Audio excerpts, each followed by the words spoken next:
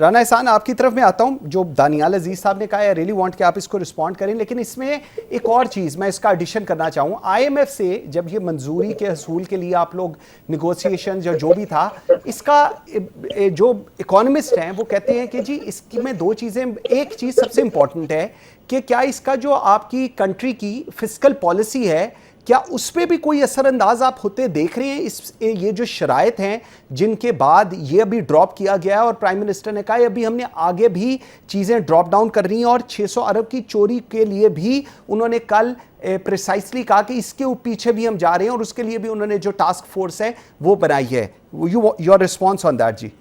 बिस्मिल्लाहिर्रहमानिर्रहीम।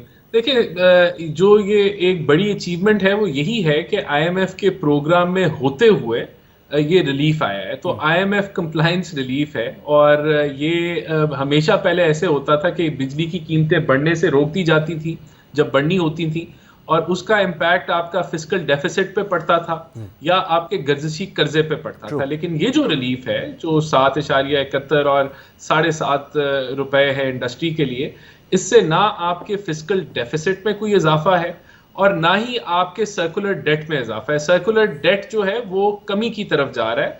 वहां भी आईएमएफ के जो प्लान के मुताबिक हम उस सर्कुलर डेट को कम कर रहे हैं, और उसको भी खत्म करने की जो प्लानिंग है वो इन प्रोग्रेस है।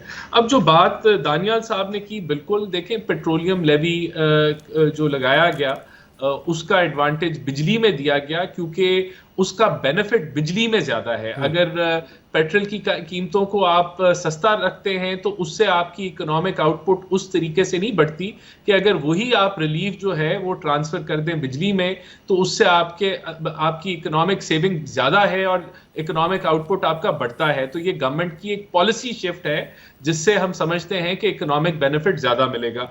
बाकी जो क्यूटीए और एफपीए की बात की, वो बिल्कुल वहां से भी एडवांटेज। क्यूटीए के अगर बारे में बात करें तो वहां भी गवर्नमेंट का एक रोल है जो इकोनॉमिक मैनेजमेंट की, जिससे इंटरेस्ट रेट्स जो हैं वो नीचे की तरफ आए, जो कंट्रीब्यूट करते हैं क्यूटीए के अंदर, और आपकी एक्सचेंज रेट स्टेबिलिटी है जो कंट्रीब्यूट करते हैं क्यूटीए के अंदर, और उससे एक हमें सेविंग क्यूटीए के अंदर जो क्वार्टर टैरिफ एडजस्टमेंट है हमें मिला, और इसी तरह फ्यूल प्राइस एडजस्टमेंट का भी इम्पैक्ट इसमें शामिल है। फिर 32 से ज्यादा आईपीपीज के साथ ऑलरेडी रीनेगोशिएशन हो चुकी है, जो कि एक बहुत बड़ा मार्का है प्राइम मिनिस्टर शहबाज शरीफ की क़यादत में, और ऑब्वियसली उसमें और भी जो वर्किंग ग्रुप है वो शामिल है, जिन्होंने म्यूचुअल अंडरस्टैंडिंग के तहत कुछ मुआहदे खत्म कर दिए और कुछ को रीनेगोशिएट किया जा रहा है। तो ऑब्वियसली आप थोड़ी थोड़ी बचत इकट्ठी करके ये एक पूरा पैकेज बनाए। जहां तक उन्होंने बात की 600 अरब की चोरी की, बिल्कुल वहां एक सूबाई रोल है, लॉ एनफोर्समेंट उनके हाथ में है।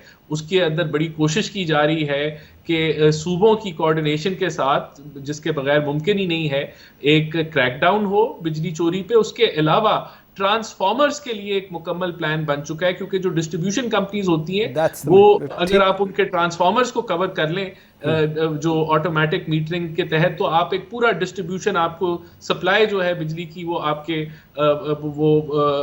ग्रिड पे आ जाती है, और देन वो जो मॉनिटर बेहतर होता है। तो वो इन प्रोग्रेस है, लेकिन ये obviously this requires a lot of infrastructure investment.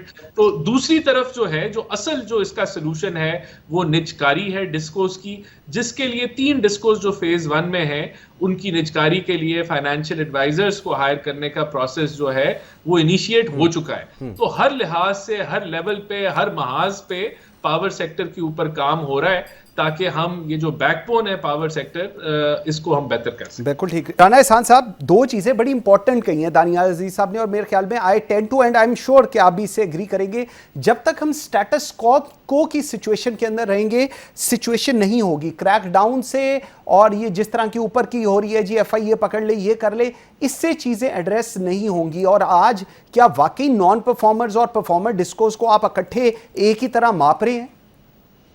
ये देखें, सबसे पहले तो जो डिस्ट्रीब्यूशन कंपनीज हैं वो डिस्ट्रीब्यूशन मार्जिन पे चलती हैं जो नेपरा तय करती है। तो अगर अच्छी डिस्कोस भी प्राइवेटाइज अगर हो जाती हैं तो इसका ये मतलब नहीं है कि फिर जो वो जो डिस्ट्रीब्यूशन मार्जिन के अलावा वो कुछ ले जाएंगे, वो अपने डिस्ट्रीब्यूशन मार्जिन के मुताबिक ही चलेंगे। तो कोई जो है वो कोई बहुत बड़ा अपसेट नहीं हो जाएगा इसके ऊपर। देखें, बात ये है, कि बिल्कुल क्रैकडाउन किया जा रहा है, लेकिन ये जो है जब तक सूबाई ताउन नहीं होगा उसके नताइज नहीं निकलेंगे। हम क्वैकरी नहीं कर रहे। जो दुनिया में टेक्नोलॉजी है जो डिस्ट्रीब्यूशन नेटवर्क को मैप करती है, अगर ट्रांसफार्मर्स को आप जो है वहाँ आप ऑटोमेटिक मीटरिंग कर लें, तो हमने इसी तरह उसको प्रायोरिटाइज किया है कि जहाँ थेफ्ट है वहाँ पहले जो है आप उनके ट्रांसफार्मर्स को मैप करके आप उनको ऑटोमेटिक मीटरिंग की तरफ लेके जाएं, ताकि उसकी कंट्रोल के मैकेनिज्म्स आसान हो जाएं। ओके, देखें, निजकारी ऑलरेडी आप जानते हैं कोई इतना आसान नहीं होता। बिल्कुल ऐसे ही जहां अगर एक साल पहले की बात करें 30% इन्फ्लेशन थी, आपके रुपए की डिवैल्यूएशन थी, डिफॉल्ट के इश्यूज थे, क्रेडिट रेटिंग के इश्यूज थे, तो उस माहौल में तो बिल्कुल ही बहुत मुश्किल होता है निजकारी करना। तो आप you start with the good companies और फिर वो आहिस्ता आहिस्ता आप उसको बाकी भी डिस्कोस की तरफ हम लेके जाएंगे फेज 2 में। लेकिन राना एहसान, लेकिन नॉन परफॉर्मर जो कंपनीज हैं उनको वो बड़ा चैलेंज होगा। जो परफॉर्म कर रही हैं, जो डिलीवर कर रही हैं, उनको लेने के लिए तो हर कंपनी तैयार होगी। आपको नहीं लगता ये एक थोड़ी सी जो अंडरस्टैंडिंग है वो वहां से होनी चाहिए कि जो परफॉर्म नहीं कर रहे उनको पहले किया जाए, जो परफॉर्म कर रहे हैं, जिनसे आप रेवेन्यू कमा रहे हैं, उनको बाद में देखा जाए? देखिए, गवर्नमेंट की तो पॉलिसी है कि हमने सारी डिस्कोस को प्राइवेटाइज करना है। तो आप जो है आप ऐसी डिस्को से करें कि जो प्राइवेटाइज हो ही ना पाए। अगर जो वर्स्ट परफॉर्मिंग है तो वो वहाँ देखें, फिर इश्यूज भी और हैं। अगर कैस्को है तो वहाँ जो इशू है वो लॉ एंड ऑर्डर और इन्फोर्समेंट का है।